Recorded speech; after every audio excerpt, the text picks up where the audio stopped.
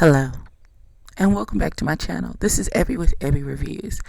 And this, ladies and gentlemen, it's going to be my review and recap for Chasing Atlanta, Season 5, Episode 1, Back to the Streets. We back, childrens. We back with our lovely chasing reality shows. So, it's been a tumultuous couple of months for the brand, but this should put everything back to rights. This is the originator. I'm expecting great things from them. We gonna see what happens. Let's jump into the foolishness.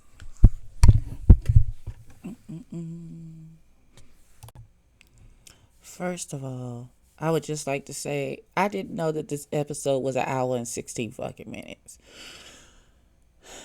I'm trying to mentally prepare because I was like, oh, okay, this is at least 15 minutes. This first section that I watch, I ain't get but like 45 more minutes. I can speed right through that. Child, I got a whole hour. Oh my god, my forehead's hurt. But there's gonna be commercials in here, and happening this season on the show. So I'm assuming another 7-8 minutes. Chop that off. So we start with Rico with a K doing a performance with T.S. Lokendra comes in and she does her little cameo. And this really cute pink two-piece. I was like, okay, daughter, all right, I see you. Now I see what you're doing. I see where you're going with it. I appreciate it. Then Rico at the end of his performance does this lovely speech about believing in yourself and your hustle and all that good stuff. Absolutely wonderful and amazing. Only small critique that I have is this: if you're going to be lip syncing, always keep your hand up. Don't put the mic down and stop. Your mouth is not moving, but words are still being said. That's it. That's the only critique that I have about, because I know artists lip sync to backing tracks all the time. Just because sometimes of the venue that they're in, so they can be heard appropriately, all that good stuff. So you lip syncing is not the issue. It's if you're going to lip sync to your track, finish it out. Don't drop the mic and your lips stop moving and there's still words left to be said, because he did that a couple of times. So there's that. I need T.S. Lokendra to get, I don't know. It's how she held the mic for me. I don't know. It was something weird. I don't know if it was the mic in and of itself, and I don't know. But the way she was holding it, it didn't look comfortable for her. So I need her to get a little more practice on her stage presence in regards to holding the mic. That's it. That's all I gotta say. Everything else was amazing, and I enjoyed it thoroughly. Those are the only things. And of course, please don't take any offense. I'm never gonna tell y'all nothing wrong. It's your auntie. I'm just here, Listen, I'm on here with no makeup on right now, looking how I'm looking in the face. So, I'm just trying to make us all better. Okay. All right. So, next thing you know, they go out to this little corner in the backyard. I don't know, the back terrace, whatever it was, of the venue. And Rico and T.S. Kendra are having a conversation, a mutual appreciation situation. They asked Cameron, and Cameron is there, and they said, well, and Cameron asked Rico, where's your friends, your support? And Rico says, well, I know Dominique is going through a lot of personal things right now, so I'm not offended that he couldn't come to this particular event. I'm going to have plenty of events, plenty of performances. He'll come to one of those. It's not that big a deal. And so Rico asked Cameron, he's like, where's your friends? Where's Oliver? And he's like, who? Oh, okay. So we pretending like people, we don't know people. Got it. And then they asked him about Troy, and he was like, yeah, me and Troy are no longer close like that. And apparently when they went to Chicago, Troy was speaking to what's the baby, Cameron, in a way that he did not appreciate. And so he's like, I'm not one of those friends where you could just talk to me crazy and it's going to be okay. So that's an issue. Hopefully they will be able to resolve it. We gonna see. Let's jump back into this long ass episode, shall we? Okay. So next up is Oliver, and Oliver's clearly been going through. He started out with this song about Jesus and finding Jesus in himself, and he got here with Jesus, and you gonna leave with Jesus, and everybody got Jesus. Amen. Sing, baby. Stand flat footed and worship. Here, listen, I'm here for all of it. I'm here for all of it. Apparently he and the boyfriend is no longer together. He fell out with his mama. Like the friends is showing their asses. Like it's a whole lot of happening with Mr. Oliver, but he's getting back to himself. The business side of his life is going wonderfully well. He was on WeTV's T.S. Madison Experience.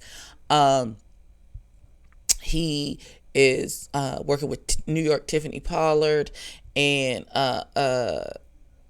he had a picture with Nene Leakes. I believe I was there that night that we went to Lanithia Lounge, and he took that picture. Was that the outfit that he had on? I can't remember.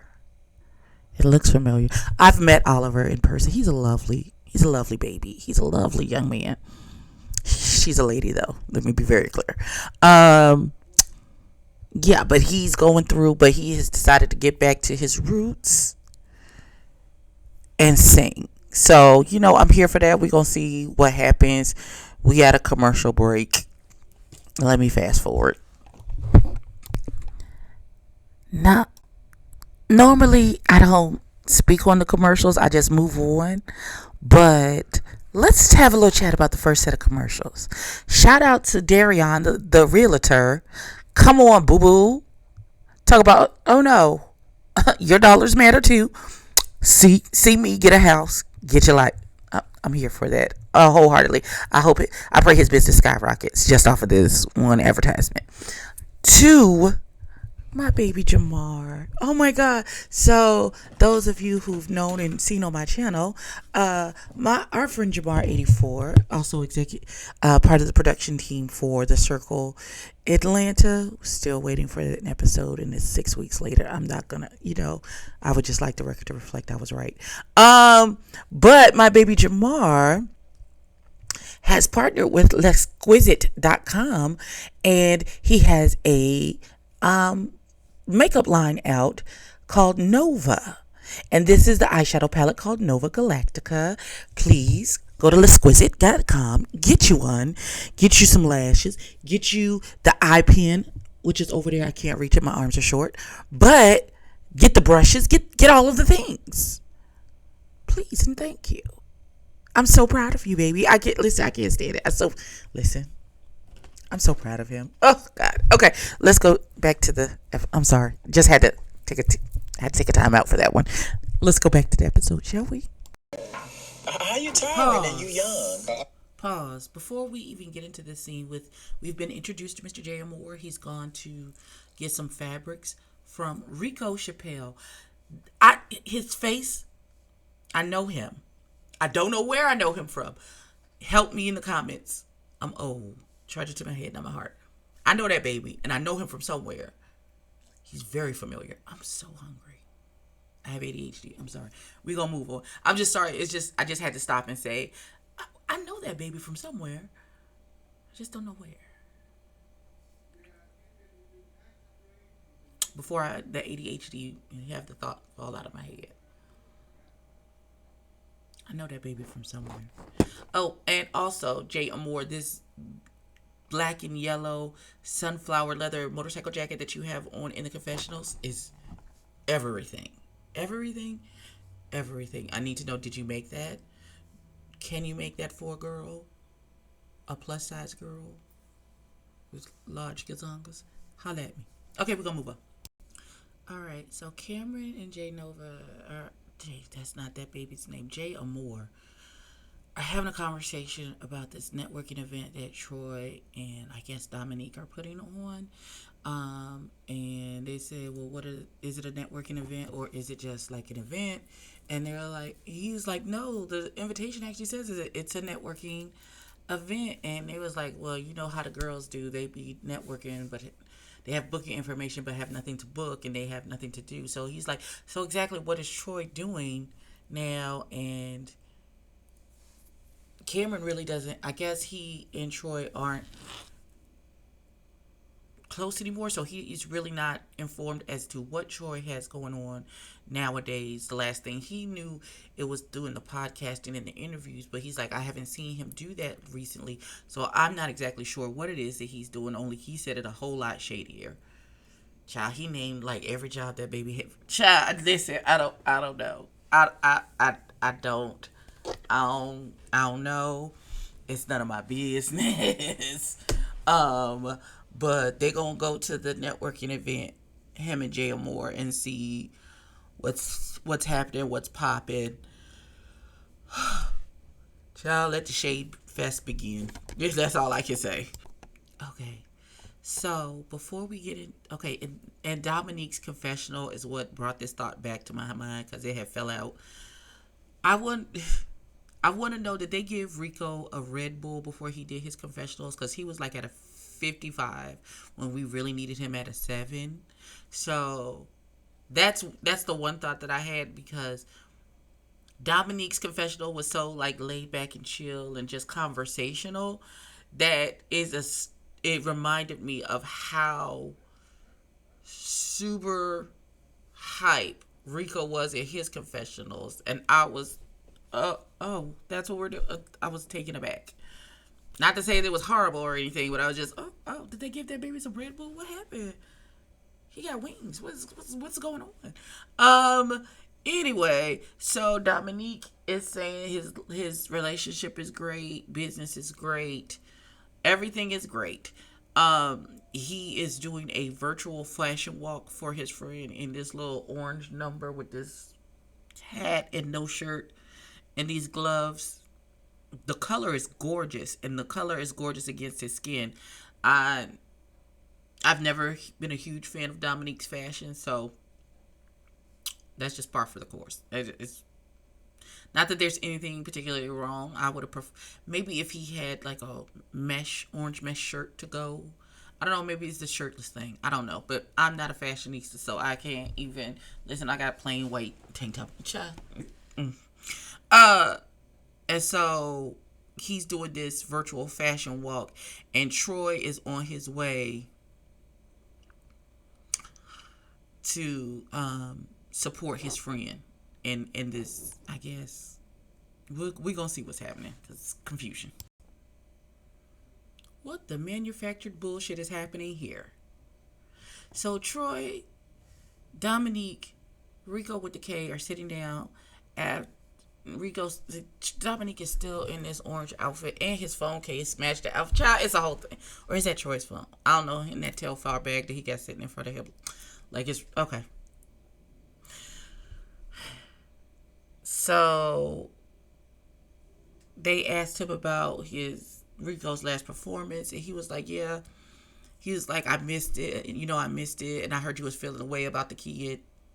Who told you that? Who said that to you?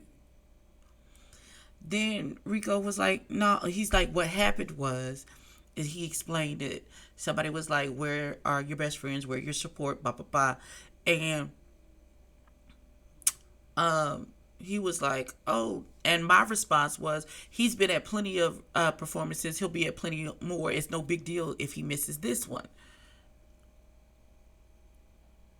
Dominique then gets in his confession, was like, first he was like, well, who said it? And he was like, Cam. He's like, our mutual friend Cam said it. And so he was like, so what I'm hearing is that Cam is speaking negatively, got my name in his mouth with negativity. That's not what he said. That man said he asked where you were. Am I drunk? Listen, I ain't had liquor in weeks, but I feel like I'm drunk and discombobulated because the misconstruedness of it all. Who said that to you? Who said that? Because nobody said that. Okay. So, okay. So, Cameron had an issue with something that Troy said to Dominique when they were in Chicago. It just rubbed him the wrong way. He didn't say he hated Troy. He didn't say, "Oh, I'm gonna fight this bitch when I see him," or on behalf of my friend. None of those things. He was like, it just rubbed it. Sometimes when you see some people and they how they move, and then you just move accordingly. Like, it's not like we have beef. We good. I just don't. I saw that and then. Noted. Okay, got it. That's filed away in the back because. But for Troy and Dominique, their overreaction to Cameron saying something that Troy did rubbed him the wrong way, because it feels like a gross overreaction to what is actually happening. Oh, I'm not gonna be your storyline, and you scrambling to have a moment, and da da da da. Okay.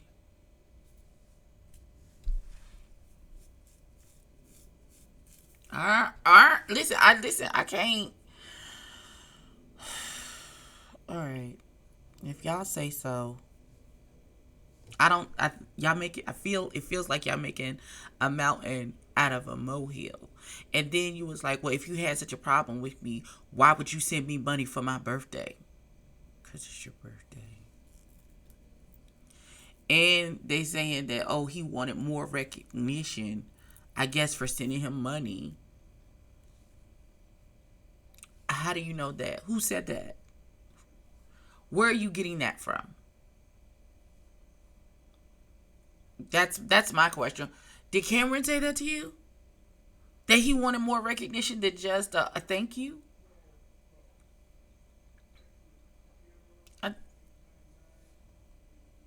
It feels okay. I'm gonna let it play out, but it's because it feels like a lot of assumptions and conjecture is being whipped up into non-existent drama. But I could be wrong. We'll see. Okay, so let's talk about Wayne DePayne and T.S. Lokendra for a second. I would like to say I stand corrected, and I'm okay with being wrong. I didn't necessarily enjoy the relationship between the two of them.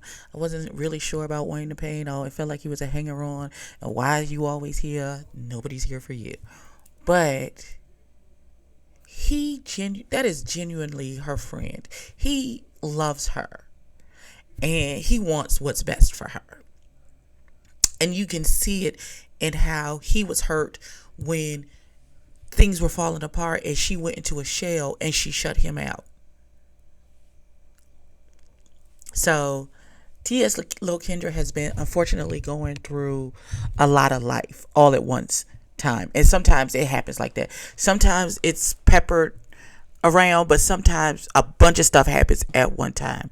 Her grandmother had 2 strokes. Her mama had heart surgery. Her and the boyfriend fell out and are no longer together. Her and Wayne DePayne actually got into an argument at one point. And so it was too much happening all at one time, and she couldn't process it all. So she shut down. And that happens, and you have every right to do so. But she got to the point to where she was like, this is stupid. I don't even want to do this anymore. And by this, I meant life. So, I'm glad she didn't take that decision to a final conclusion. And that she's here. Her friend was murdered. Like, it was a lot happening all at one time. So I'm just praying for her mental health. I hope she goes and sit down and talk to somebody so she can process all of her feelings and stuff. I hope she's not self-medicating with liquor and or weed. That's cute every once in a while, but it doesn't resolve the root issue. So I'm just praying that she gets to a healthier mental state. In processing everything that's happened in the last year or so, or however long span of time that's been since all of this stuff has happened. I'm sorry. I meant to come back earlier than this, but I got distracted by that commercial for that book. Okay. It was a commercial for a book. So Cameron invites Ike over. Ike is from G Status ATL Unstable Hustle. So they having a conversation about the fake shit with Troy and how he was talking crazy to Dominique, and even when it happened, he reached out to Dominique. It was like, is everything all right? He was like, well, he get lit. He just be in his feelings, blah, blah, blah. He'll get over it. Okay, cool. If you cool with it, I'm cool with it. It's fine. But apparently Troy got snappy with Cameron and pushed him or something, being extra for no reason, whatever. And so they ain't really got a problem with it, if you ask me. This is all manufactured for this show. Now, they going to this networking party. Everybody's going to the networking party. We're going to see what happens. Still a good 20 minutes left. Y'all pray my strength.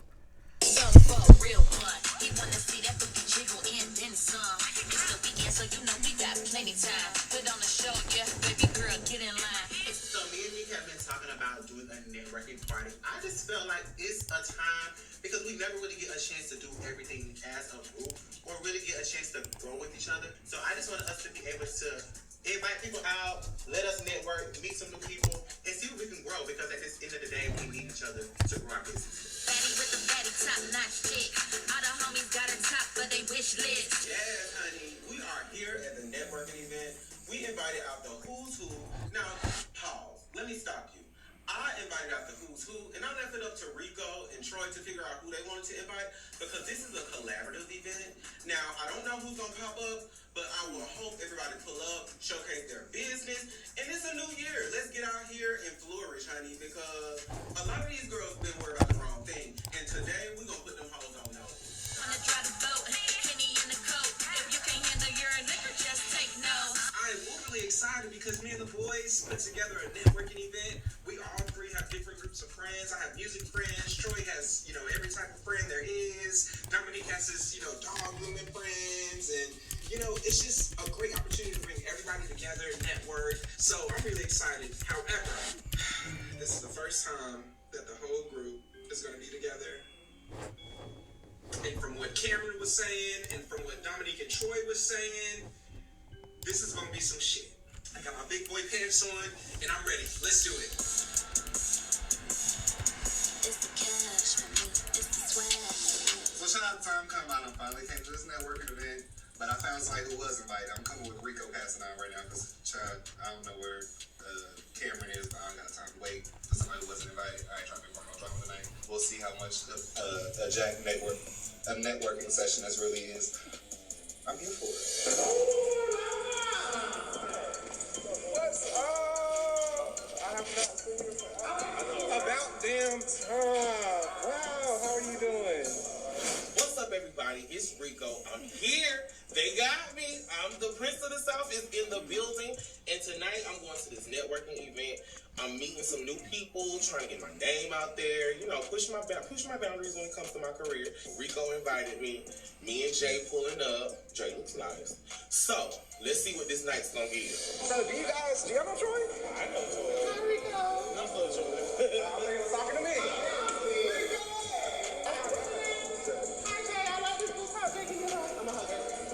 How's it going? Now, these two people, if you don't know who they are, you need to know who they are, okay? Mr. Jay Moore is a fashion designer. I met him while I did a fashion show in Chicago. Jay's line is really incredible. I did walk in his line, just saying. And Mr. Rico Castellan, we have been through some things together when it comes to this music industry. We have traveled together, performed together, been on tracks together, recorded together. The world needs to see him. The world needs to see Mr. Jay Moore as well, okay? Because these are the people going up. How you doing, though? You good? You were so damn tall. I'm 5'2.5". I'm stilettos every now and then. Everything all right? Everything good? Yeah. You enjoying the people? It's nice to be. I'm gonna be honest. I tried to get your friend a pass. Which friend? Troy be trying. So I'm gonna keep it real. This is my issue with Troy. I met Troy a few months back at Cameron's house. I came to dress Cameron for an event. Me and Troy had a full-fledged, Long ass conversation. 2 days later, I see Troy. This motherfucker looked me up and down like I'm short. Now, y'all might not be able to tell on camera, but I am 6'7". Made a face and continued to walk on past. I don't do the shade. I ain't one for it. So I ain't feeling Troy at this point. So, yeah, my whole situation was. What's happening, everybody? We gotta talk to you on that. What y'all doing out here? What y'all talking about? Y'all bring back like you We have met several times. For real? Listen, Jay, I'm telling you, I'm 6 or 7. I am My not that hard to memory remember. is bad. I really don't be Your memory bad when you introduced me to your photographer. You said he's a designer, stylist, he does all this stuff in the fashion industry. Listen, because that's what I was told. Now, Jay is someone that I've seen in passing, but I didn't really remember him because he was doing something for Cameron. He kept saying I knew him, didn't really know him, whatever. If you want to know me, that's cool. Everybody wants me to know them. Clearly, I guess I'm that girl. You looked at me up and down like I was short, You bitch. just don't know who You said. you don't know who people be in this area. I'm telling you. But Jay, I'm glad you came out. Listen, I'm sorry. Okay. It's gonna start a new foot. I ain't We gonna gonna hold start it a new against foot. It's a new year. Okay. I'm in a new light. Okay. I'm glad you came out. Now, don't.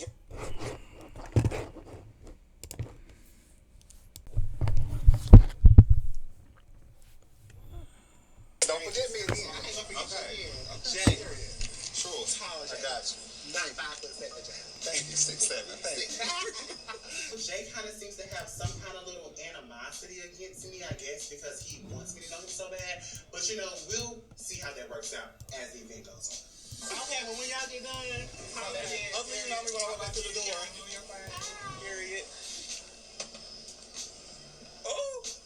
Bitch, I'm 6'7". You know you damn well remember me. Anyway.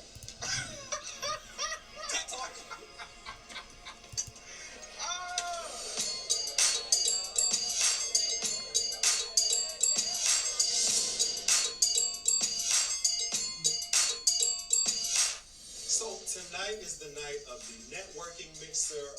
Kind of excited since I'm back on my feet with doing music. Hopefully there are other artists there. I got Cameron and Dooney with me. I don't know what headspace Cameron is in. You know, he might have to address a few things tonight. But I hope it's going to be a good time. I heard about tequila. There's some food there. I'm interested in meeting the new people in this crew, so we'll see how it goes.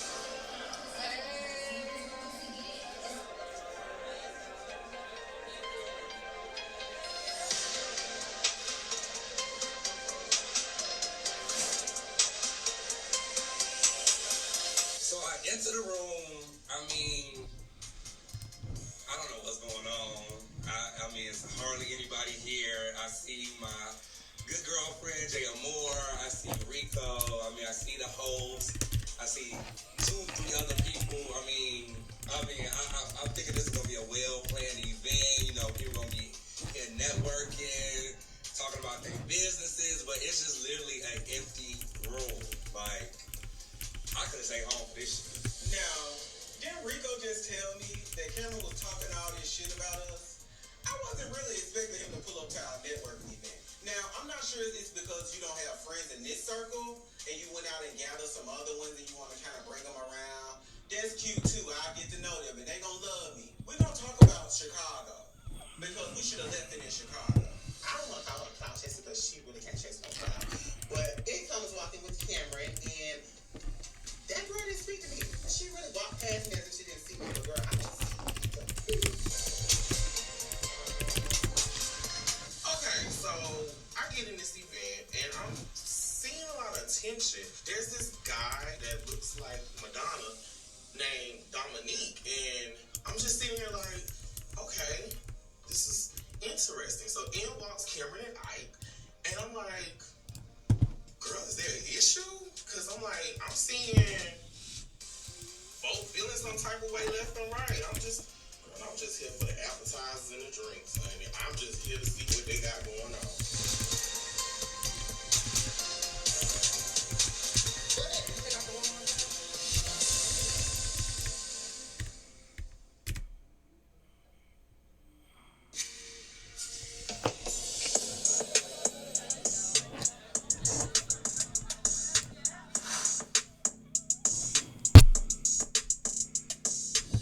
No, for real. Oh my God, what's the tea? Thank you for coming.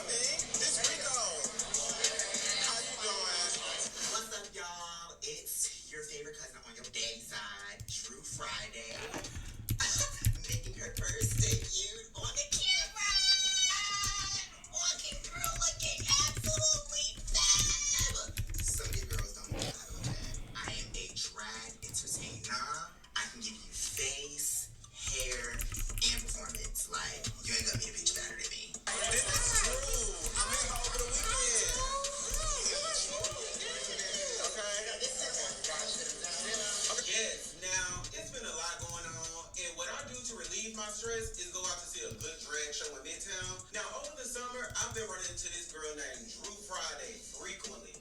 I don't know what's that about, but that made me send her an invitation to this networking event because I want her to come in, show the girls what she gives, and maybe she'll get booked for an event. Pull up, Drew, what you got? Running up, I see on the side the Three Stooges. I don't know these niggas, but one of these niggas look fine as fuck. I see my drag mother's best friend, Rico Cassadine, and then I see a designer that I know just from social media, Jay Moore. I think he does amazing designs. Now, the last Three Stooges, Ikesha, Big Daddy Ike. That man had started talking. He had a Louisiana accent, and baby, my vagina got wet. Hey Ike, how you doing?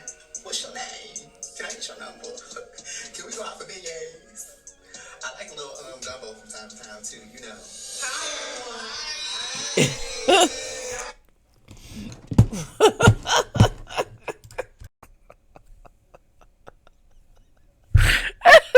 I'm sorry. Okay, so we had the networking event. I'm sorry. Drew Friday took me out with that last part.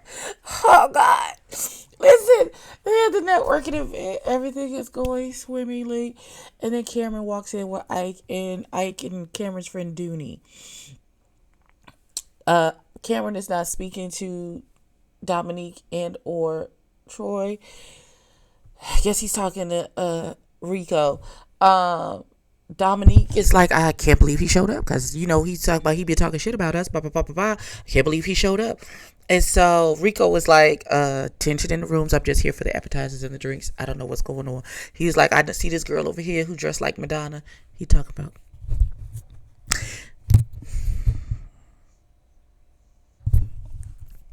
He's talking about Dominique in this white suit and his hat. Look like he's about to sing music. Makes the people come together. That's literally exactly how this baby is dressed. Then, you know, everybody's mixing and mingling. Cameron immediately comes in his confessional. He's throwing shade. He's like, the room is empty. There's nobody there. It's just, okay. Neither here nor there.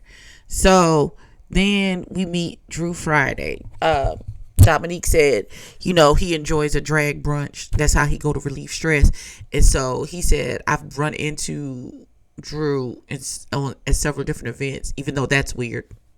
It's a small circle. It's Atlanta. Of course, you're not that, whatever. And so he's like, so I invited them to this event, you know, so maybe they can meet some people, maybe get booked for a gig, you know, what you got? We meet Drew Friday, who is a drag performer. She talks about how she knows J.M. Moore, who does these amazing designs. I think she said something about Cameron. I can't be sure. This is what sent me to glory, Jesus. She said, and then there's Ikesha, Big Daddy Ike. He got a Louisiana accent. Pause. Before we even get to that, Ike, what is this see-through jacket you got on in the confessionals? I'm distracted. All I'm like is like, is that his nipple? That's all I can think of when I'm looking at you. I don't like it. And I don't have to like it because it was worn on your body, but I don't like it. Back to Drew Friday. He talked to her with his accent and her vagina got.